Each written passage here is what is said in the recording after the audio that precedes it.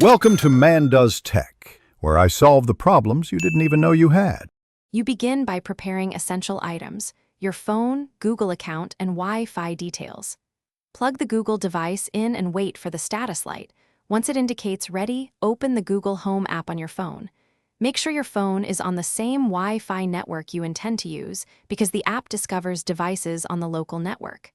Tap Add, then Set Up Device. This starts device discovery. You're now ready to pair. Follow on screen, prompts to let the app scan for the device. Once the app finds your device, you'll be asked to permit Bluetooth and location.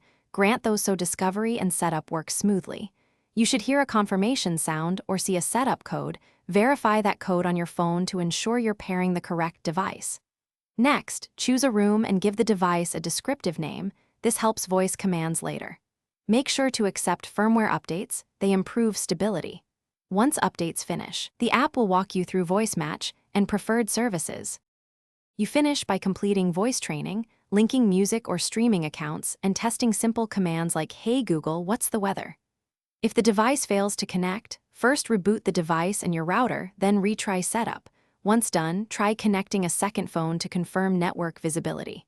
If problems persist, check the Wi-Fi band and password, then perform a factory reset as a last resort.